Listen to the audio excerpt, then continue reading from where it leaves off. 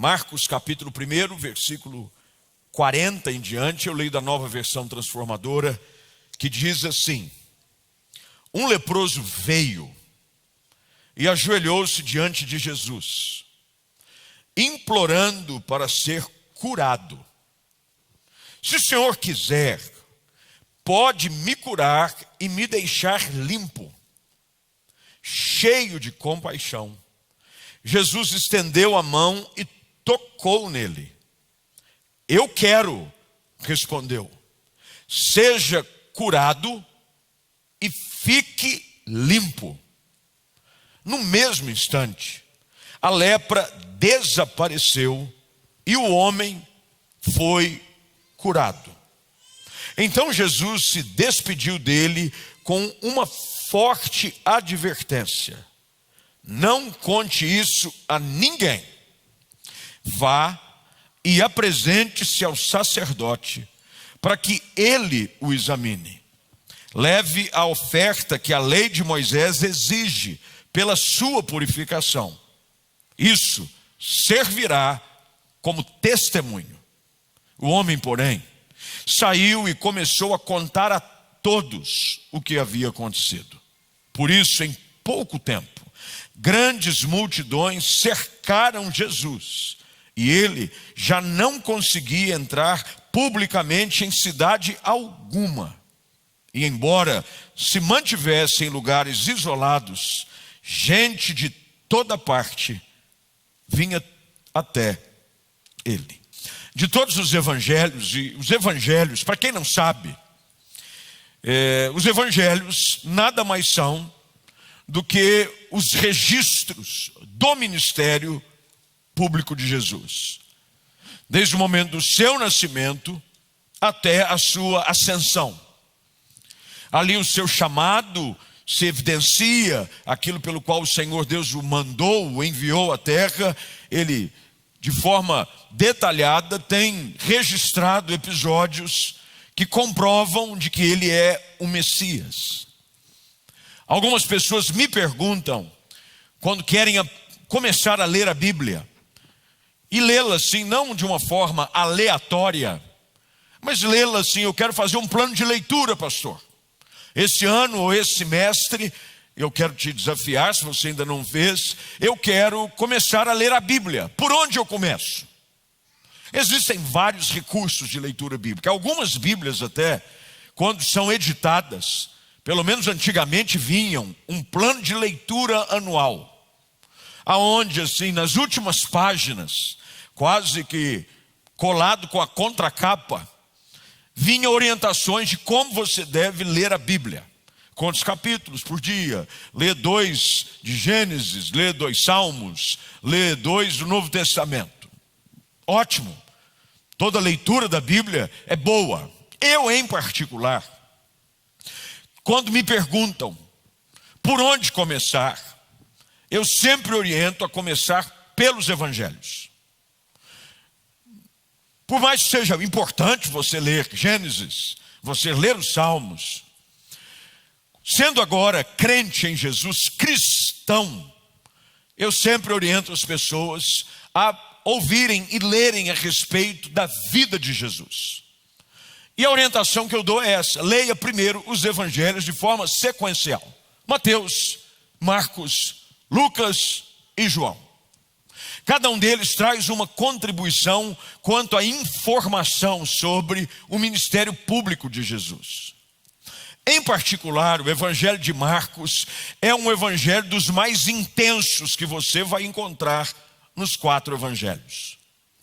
Ele traz de uma forma bastante viva e corrida, direto ao ponto, detalhes sobre aquilo que Jesus realizou, sobre aquilo que ele falou, que nenhum outro evangelho traz. Eles se completam, os 4. É por isso que é importante você ler os 4. Cada um traz uma contribuição para com o outro, sobre um assunto específico, sobre um episódio específico. Mas o evangelho de Marcos é chamado do evangelho do poder. É o evangelho do poder, ele vai direto ao ponto. Quando você abre o Evangelho de Marcos, ele já vem apresentando João Batista, o que prepara o caminho. Ele pula a genealogia. Ele não traz detalhes de como a coisa começou. Apenas diz que ela começou. É como se você fosse num cinema e antes de começar o filme, os trailers não existissem. Aquelas coisas que vêm e às vezes você marca, agora está começando a voltar aí no cinema, assim de uma forma bem, respeitosa, com pouca gente. Mas normalmente, quando se marca um horário de sessão, o filme vai começar, por exemplo, 14h. Já pode chegar às 2h20. Porque 20 minutos antes é trailer. E tem gente que diz, eu quero chegar às 2 porque eu não posso perder os trailers. Quer ver o que vai ser lançado? Bem, Marcos não tem nenhum trailer. Ele vai direto ao ponto. Ele fala de João Batista, aquele que é a voz que clama no deserto, porque logo no início do capítulo começa a dizer dessa maneira, de que este é o princípio das boas novas a respeito de Jesus Cristo, o Filho de Deus, e iniciou-se como o profeta Isaías escreveu, e traz um texto messiânico sobre o ministério de Jesus. E já agora no verso de número 4, entra dizendo, esse mensageiro era João Batista. E logo agora no verso de número 9, apresenta o batismo de Jesus, a tentação de Jesus. E de uma forma quase que afoita, vamos direto ao ponto, vamos ao que interessa, mais ou menos assim. Você conversou, você já encontrou alguém, ou você é um desses, que quando vai conversar com alguém, não tem muita paciência para os detalhes da conversa? Normalmente os maridos são assim. E me ajuda aí os maridos presentes e os online. Às vezes a esposa vem dizendo, não, deixa eu te contar como é que foi meu dia. Você diz, e aí? Como é que foi? Porque normalmente o homem ele é mais prático. Se uma mulher pergunta para o marido, como é que foi o seu dia? O que ele vai responder? Bom, pronto. Bom é o resumo de como foram as 24 horas. Bom. Se foi ruim, ruim. Você pergunta para uma mulher, como é que foi o dia dela? Senta, estica as pernas, peça um café, de preferência um pedacinho de bolo, encosta a cabeça e se prepara, porque lá vem um novo episódio da série. E ela vai te contar os detalhes. Não, porque claro que eu saí de casa de manhã, eu não sei o que tem, porque eu passei, você não sabe quem eu vi. E o homem por dentro diz assim, tá aí? Foi bom ou foi ruim? Não, Deus, espera aí. É muita pressa, deixa eu te contar, parece que você não quer me ouvir. E no fundo a gente está pensando, querer a gente não quer, mas faz parte do combinado. Marcos era assim, vamos direto ao ponto, vamos direto ao que interessa. Logo em seguida, ele já apresenta os primeiros discípulos de Jesus. E de uma forma assim, corrida, já no próprio capítulo. 20 versículos depois, agora no verso 21, aparece a primeira ação poderosa de Jesus no seu ministério. Expulsando espíritos imundos, um homem da sinagoga possuído é aquele filme de ação que o homem gosta de ver. O homem não gosta daqueles negócios, como é que vai começar os tiros, as lutas, quando é que vai começar a perseguição. Pega aqueles filmes que agora tem um novo aí dessa sequência que eu gosto, esse Velozes e Furiosos. A sequência já é o carro, já sai um atrás do outro, pega! Marcos já começa dizendo, o ministério de Jesus é intenso. Que bom é saber dessa intensidade de Jesus. E agora, depois de ele explicar com detalhes aquilo que acontece dos versos 21 ao verso de número 28, ele agora faz um resumão. Jesus cura muitas pessoas. Como é que foi hoje? Muita gente curada, muita gente sendo transformada, muita gente sendo liberta. E a mensagem dele começa a se espalhar por toda a Galileia. Mas há uma pausa na corrida da narrativa deste primeiro capítulo, com alguns detalhes a respeito de um episódio em especial. Esse episódio é a respeito de um homem, um leproso. Dentre todos estes que são aqui colocados num pacotão de cura, do verso 21 ao verso 39, agora o evangelista para registrar com um pouco mais de detalhes a respeito deste episódio. Eu já pensei algumas vezes o porquê disso.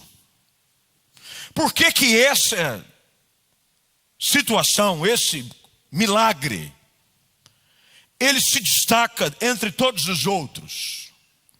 Será que neste pacote, aonde o verso de número 29 diz que Jesus, depois que sai da sinagoga, ele cura a sogra de Pedro, e ao entardecer, verso de número 32, trouxeram a Jesus muitos enfermos, possuídos por demônios. E o texto diz que ele curou a todos. O que é que tinha nesse grupo?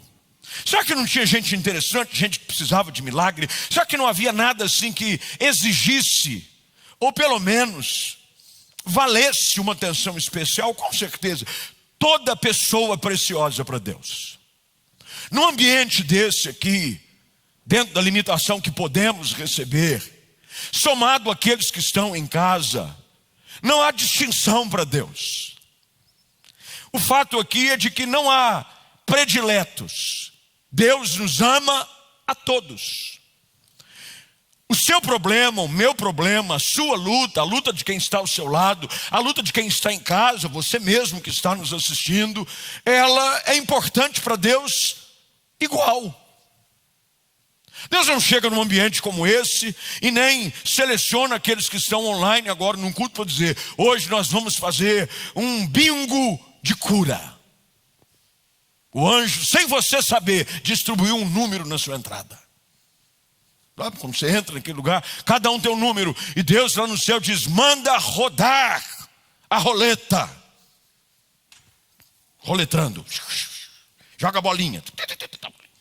E a música do Silvio Santos. De repente, para a roda e a bolinha no número tal. Número tal é um número que sairá deste culto ou dessa transmissão online transformado, curado. Não. Graças a Deus que não é assim. Deus se importa com todos. Mas em particular a história de um destes que Deus se importa tem os detalhes narrados. Primeiro fala-se do seu problema. Dos outros que são curados, porque a Bíblia diz que uma multidão, em algumas versões, e no texto que nós usamos, muitos enfermos, possuídos por demônios, foram levados a Jesus. Nós não sabemos qual era o tipo de problema desse grupo aqui. Se era problema emocional, era problema espiritual, se era problema físico, se era problema na família, se era problema... Nós não sabemos. Agora, neste aqui, a primeira coisa que se destaca é o seu problema. O problema dele era um problema sério. Talvez por isso o registro da sua cura tenha sido feito. Porque ao contrário de todas as outras situações, sejam elas espirituais ou físicas, essa era uma situação que no período em que acontece, ela chocava as pessoas. A Bíblia diz que ele era um leproso. E a lepra tem como característica deformação do corpo. ela vai corroendo os tecidos, principalmente os moles, e vai desfigurando, a pele vai ficando purulenta, cheia de úlceras. E dentro da lei, estes não podiam conviver com os demais. Talvez por isso, este episódio chama tanto a atenção do autor. Aquele que registra aqui neste evangelho intenso, rápido, corrido, ele para e olha, há algo de diferente acontecendo aqui. E ele diz, há um leproso que veio. E nos detalhes deste milagre, eu gostaria nessa noite, não só para você que está em casa, em algum lugar, mas para você que está aqui também, compartilhar a maneira como Jesus lidar com os nossos problemas e com as nossas dores. Todo o cenário é construído, primeiro, com uma atitude ousada deste homem que nós não sabemos o seu nome. Esse leproso, conforme o texto diz, e se puderem me ajudar colocando na tela o verso 40, diz que o leproso veio. Ele veio. Às vezes o processo de milagre, ele começa de uma maneira simples. Por exemplo, tem gente que decidiu vir ao culto. Às vezes não é nada demais. Como você já veio em alguns outros cultos, tem gente que decidiu conectar-se online com este culto. Alguém te mandou uma transmissão, ou você ouviu falar sobre através de uma outra pessoa, sobre este culto, e você veio. Todas as vezes que chegamos e decidimos ir até Jesus, damos o primeiro passo em direção a algo grande da parte de Deus na nossa vida. Ele vai. O leproso veio.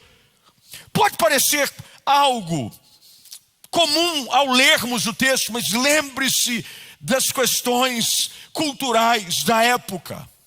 Um leproso ousar ir na direção de um grupo era um ato inimaginável.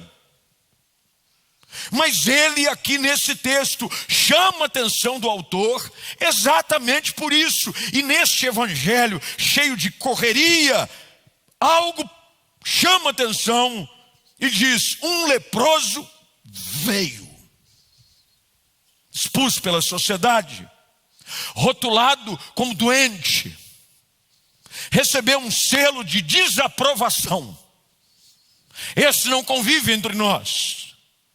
Mas de alguma maneira acreditamos de que ele já ouvira falar sobre este homem de Nazaré, que fazia milagres, e o seu coração se dispõe a romper com o sistema, contra o preconceito, contra os rótulos religiosos, e ele vai até Jesus.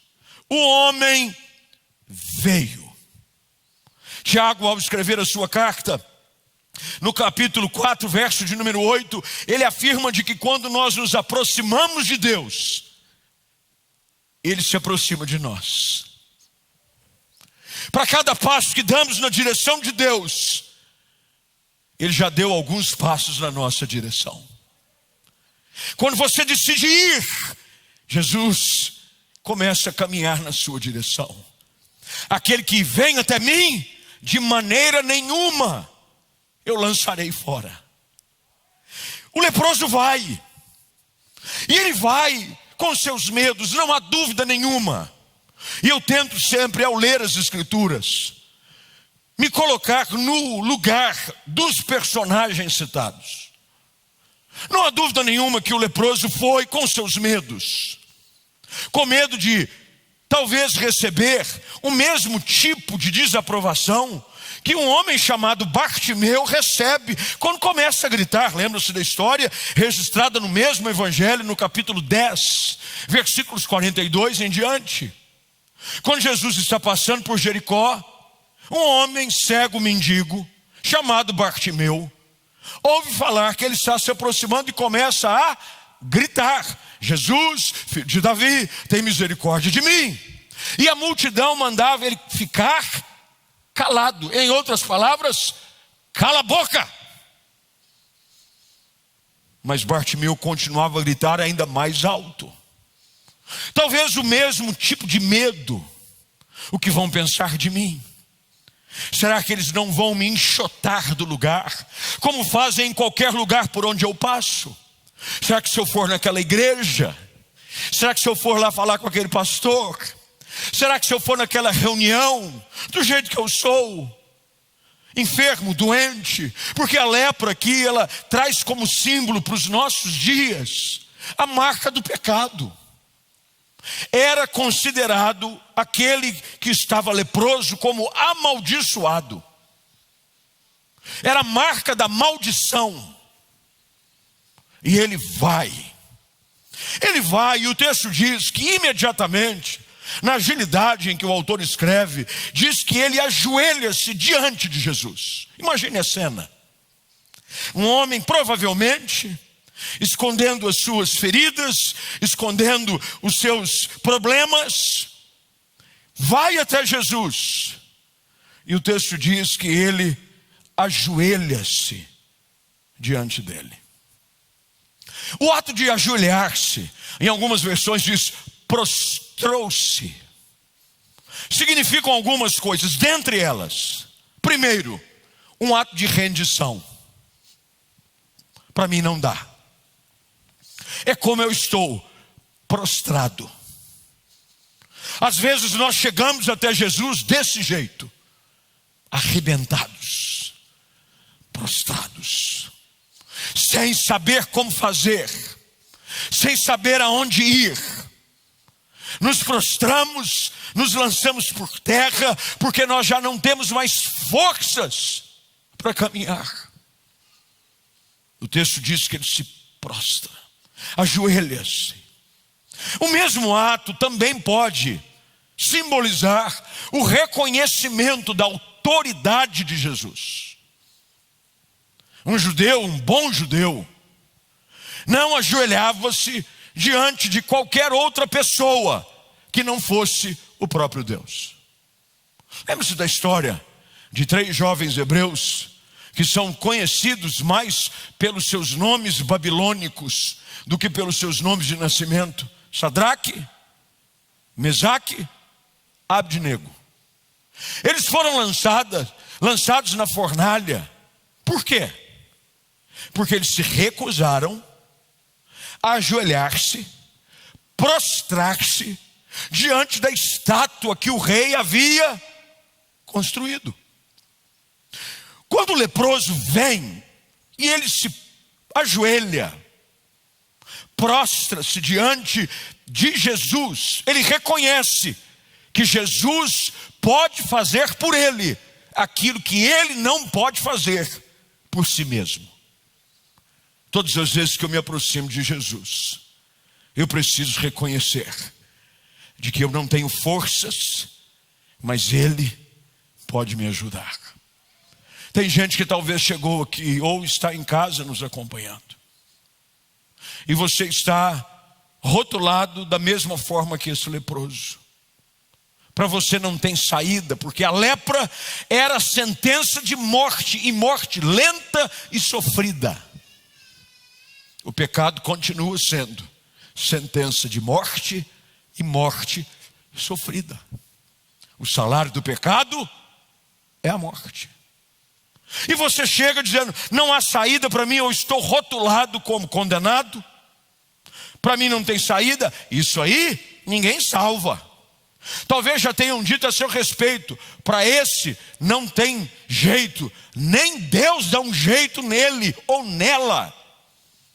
Engano seu. Jesus pode todas as coisas.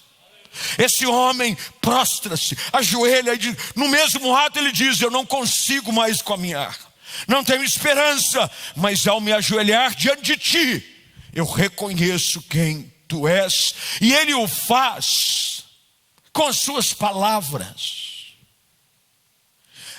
O seu gesto corporal de se ajoelhar é agora intensificado por aquilo que sai pelos seus lábios.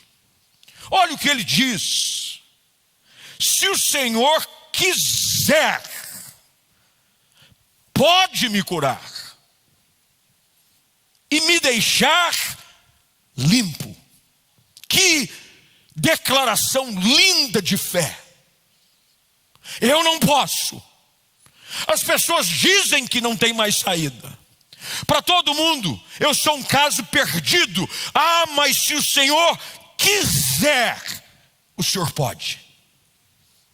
Já ouviram aquela expressão, querer é poder? Nem sempre ela é verdade. Tem coisas que nós queremos e não podemos. Tem coisas que nós queremos intensamente e não podemos. Mas no caso de Jesus, esse ditado faz todo sentido. Para ele, querer é poder.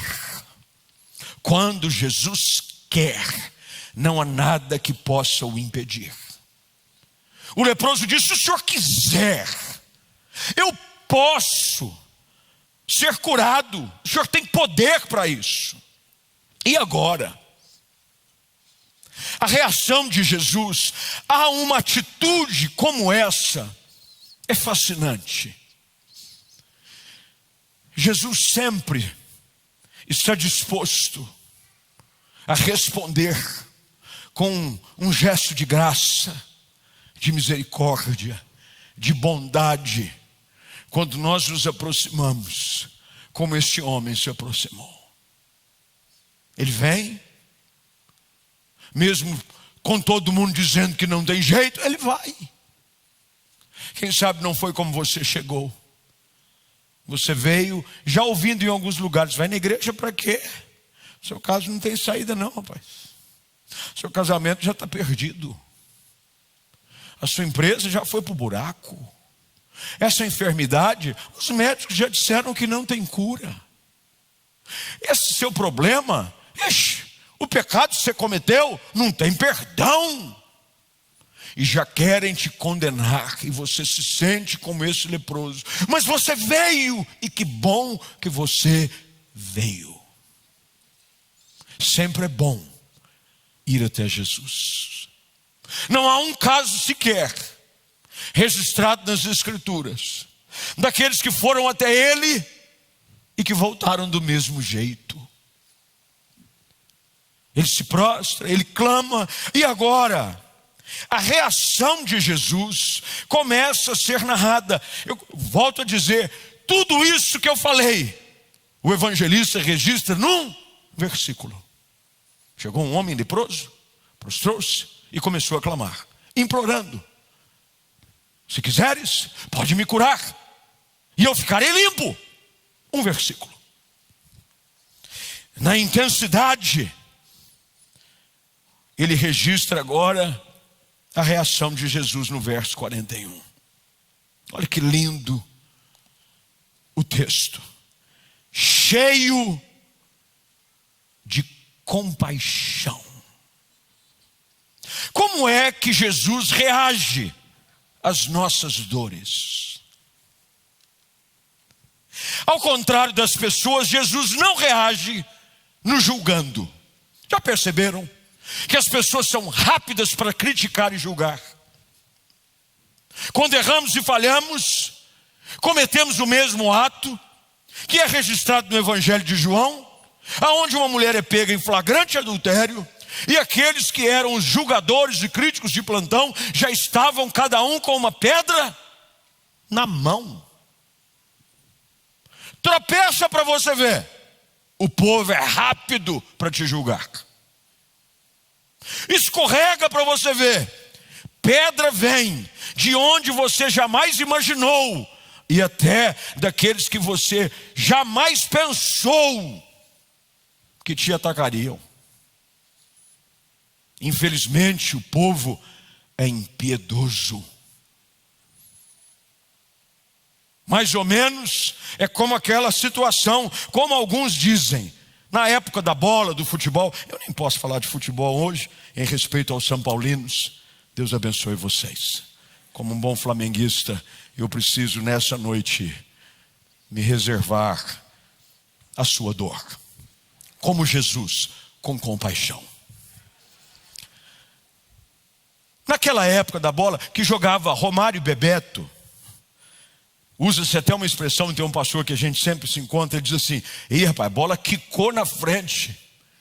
Romário levantou para Bebeto e Bebeto veio com voleio." Lembra daquela época? Bebeto era o rei dos gols de voleio. A bola podia estar rasteira, ele queria dar voleio.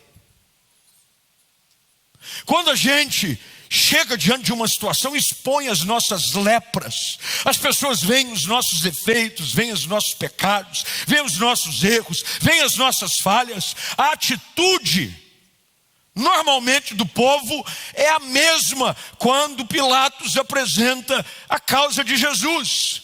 O que o povo diz? Crucifica-o.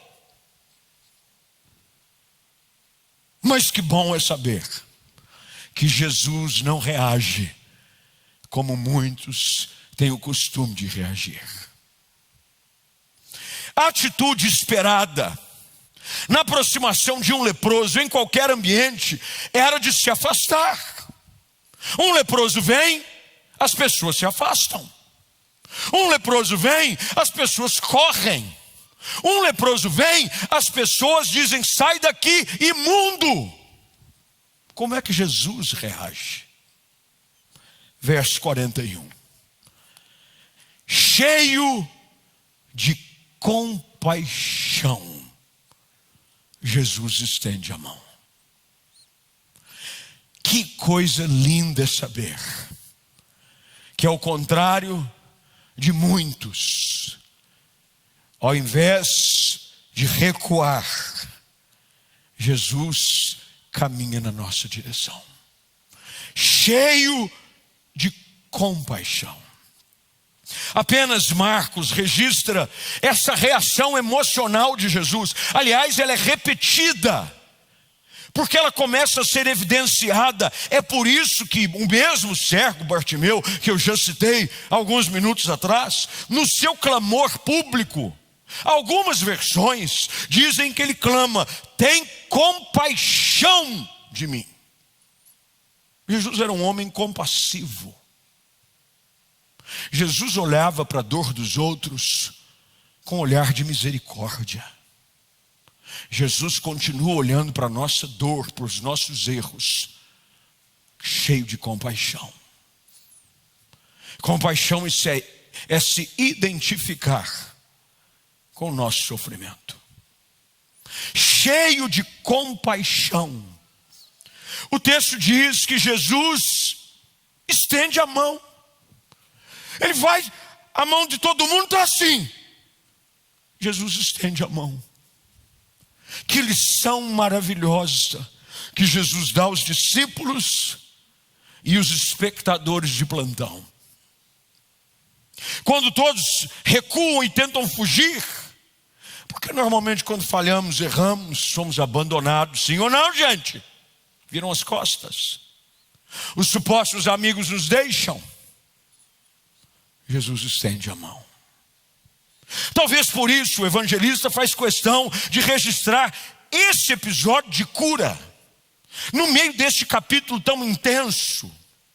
Ele fecha dizendo: Jesus faz o impensável. Era impensável, inadmissível, inaceitável alguém estender a mão na direção de um leproso. Mas Jesus sempre foi especialista em quebrar os protocolos da religião.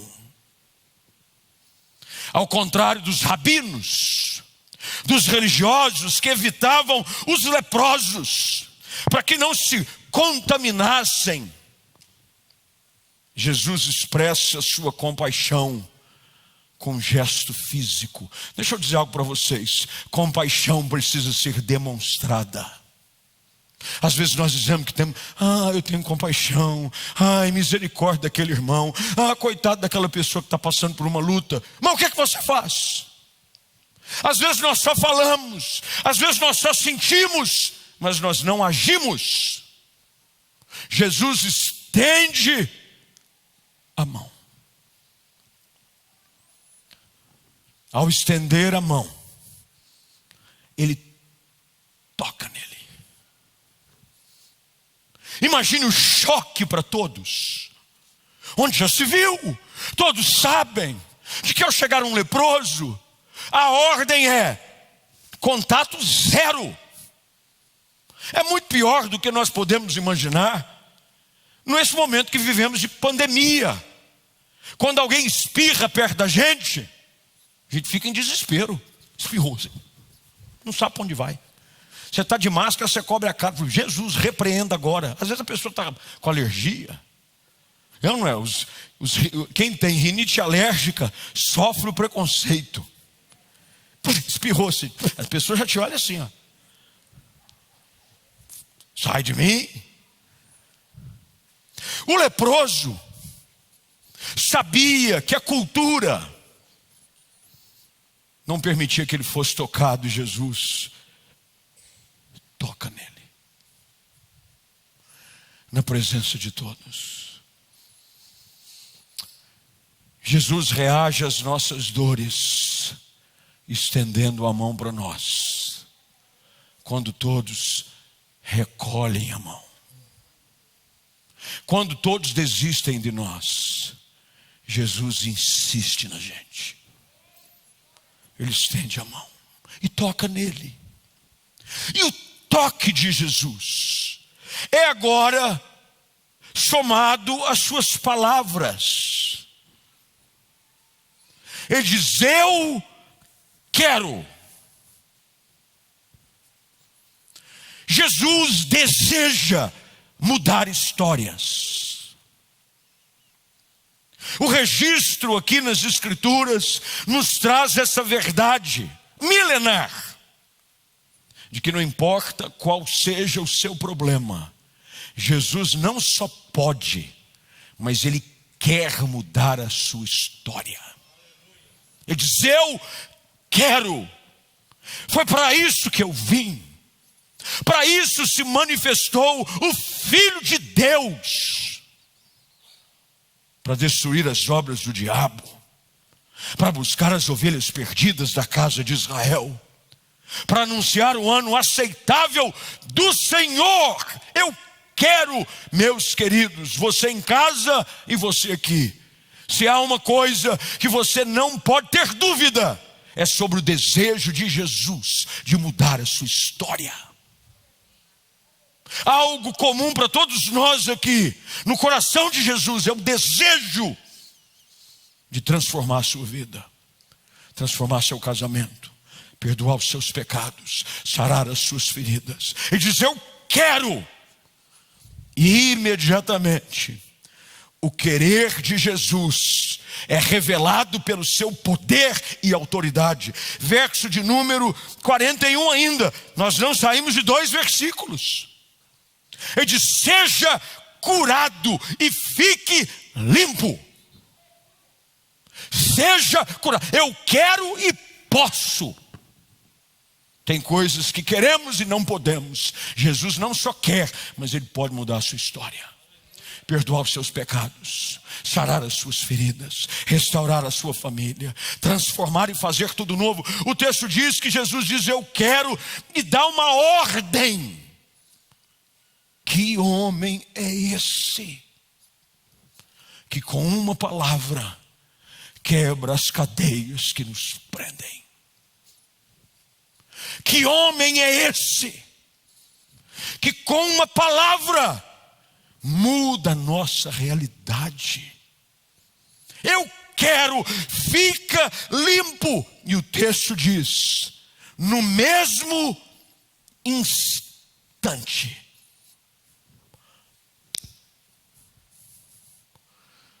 num abrir e fechar de olhos, na hora que o toque vem, aliado à autoridade da sua palavra, algo aconteceu. Eu não sei o que o homem sentiu. Mas o texto diz, com a rapidez da narrativa de Marcos, que a lepra desapareceu. Você podia grifar isso na sua Bíblia? A lepra desapareceu. Tem algumas coisas na sua vida que você gostaria simplesmente que desaparecessem.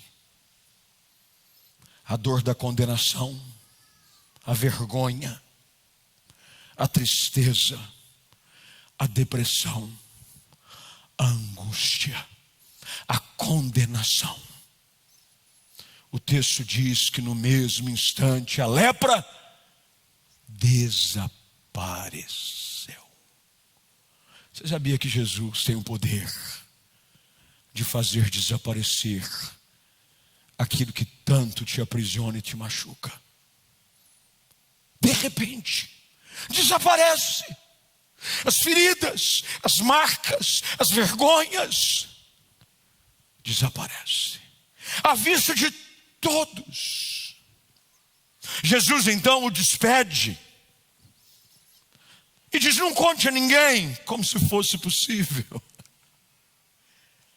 Como é possível voltar para casa sem dizer o que Jesus fez por mim? Jesus dá uma ordem a ele dizendo, olha, vá agora ao sacerdote. Não conte a ninguém, mas vá ao sacerdote, verso de número 44, eu já estou terminando, para que ele o examine. E aqui é um detalhe, tudo que Jesus faz deve ser comprovado por outros. Esse negócio que Jesus fez, mas ninguém pode ver. Não, Jesus mudou minha vida, mas ninguém viu nada, mudou nada. Você fala do mesmo jeito, você veste do mesmo jeito, você tem os mesmos sentimentos, porque peraí, tem uma coisa errada.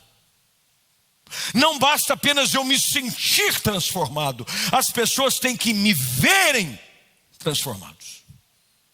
Vai e mostra ao sacerdote. Exame. Era o sacerdote quem dava a ele agora a carta de afirmação de que ele estava limpo. Ele vai. O texto diz, apresente-se ao sacerdote para que ele o examine e leve a oferta que a lei de Moisés exige pela sua purificação. E olha que lindo o que Jesus diz, são palavras de Jesus. Final do verso de número 44. Isso servirá como testemunho. Aquilo que Jesus faz na nossa vida serve de testemunho. Isso vai servir de testemunho. Aquele casamento estava quase indo por água abaixo, mas Jesus estendeu a sua mão, cheio de compaixão, e restaurou. As pessoas vão ver você agora de mãozinha dada, fazendo coraçãozinho para o outro, indo passear para cima e para baixo, tomar café, nem que se for no quintal de casa juntos, e vão servir e dizer, uau, todo mundo na casa de apostas, dos amigos. Você sabia que os amigos são a casa de apostas, né? Eles abrem, agora está numa cultura, e tem uma propaganda, Sporting Bet. A pessoa faz aposta para saber quem é que vai ganhar o jogo e tal. Às vezes nas nossas lutas, as pessoas abrem uma casa de aposta. Dessa semana não passa. Às vezes chega um relatório médico a respeito de alguém. E piorou. Dessa semana, se eu fosse você, eu já ia preparando as coisas. É mais ou menos aquela história. O gato subiu no telhado. E fizeram apostas. Olha, quanto tempo? Não dou um mês para eles se separarem. Não dou um mês de vida. Não dou um mês para essa empresa fechar. Não dou um mês para ele desistir. De repente, Jesus entra em cena. E aqueles que achavam que não havia mais saída, vão ver você como um testemunho vivo da graça de Jesus. Olha o que Ele fez na minha vida. Olha o que Ele fez na minha casa. Olha o que Ele fez. Ele perdoou os meus pecados. Eu me sentia sujo, imundo, condenado, e você o era. Mas Jesus estendeu a mão, tocou em você e te purificou. Jesus quer nos purificar hoje. Jesus quer estender a mão, cheio de compaixão, e fazer desaparecer na sua vida coisas que só Ele tem o poder de fazer. Eu quero orar com você. Vou pedir gentilmente que você que está presente coloque-se de pé. Você que está em casa, não desconecte. Pelo contrário, fique conosco. Nós queremos orar. Vou pedir para que o Diego, o pessoal da música, chegue. Por gentileza, enquanto você curva a sua cabeça, feche os seus olhos.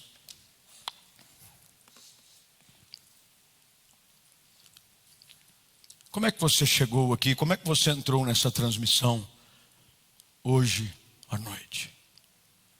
Talvez dizendo, pastor, o meu estado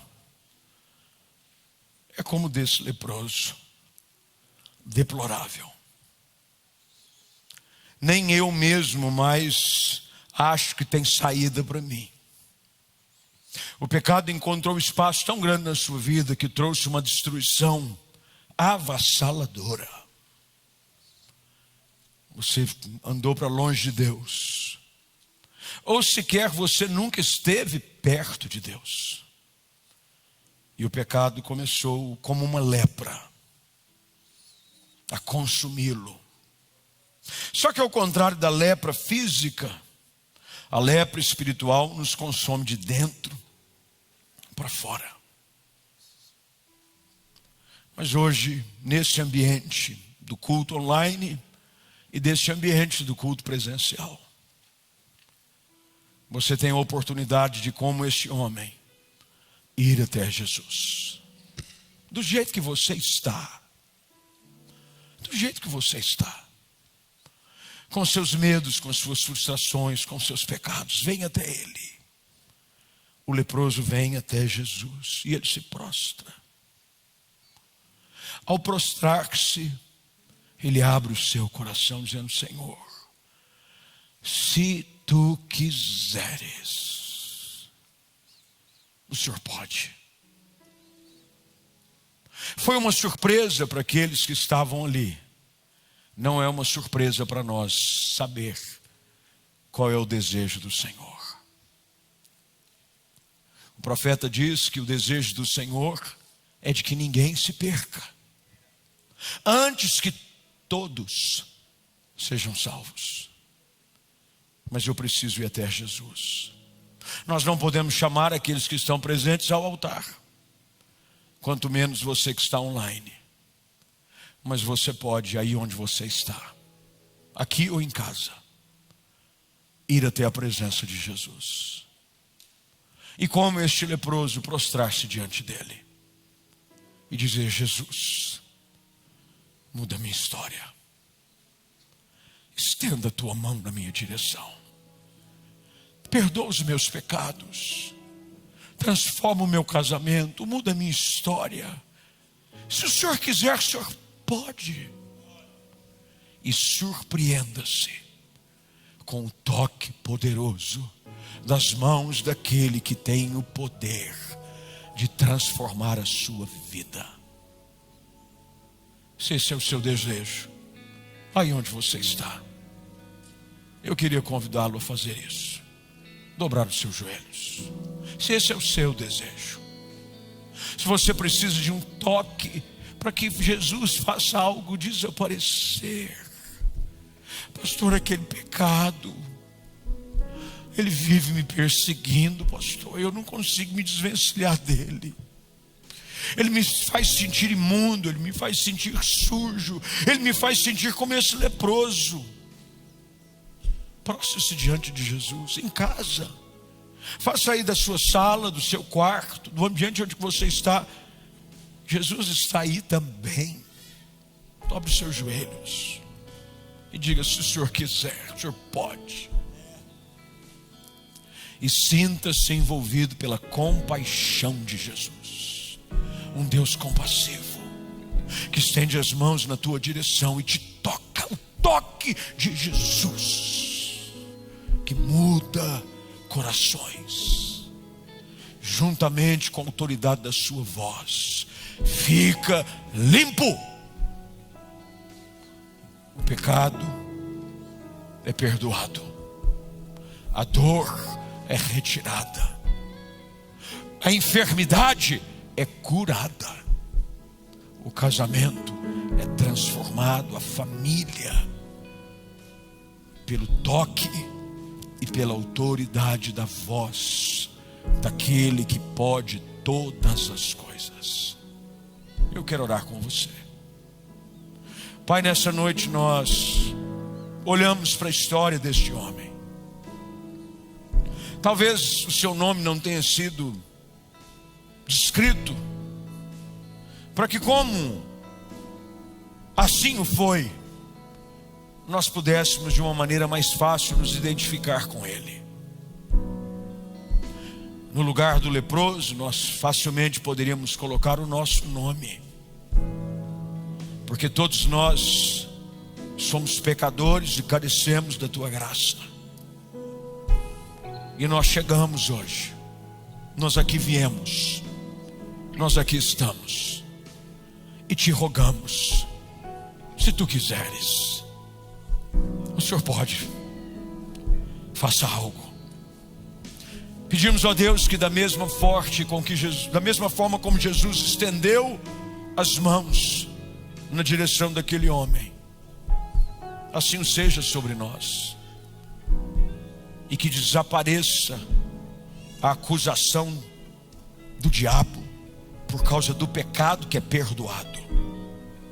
Que a doença desapareça, que a vergonha, que a dor, que a depressão, que a angústia, o que quer que seja aquilo que aflige o coração dessas pessoas, desapareça no mesmo instante.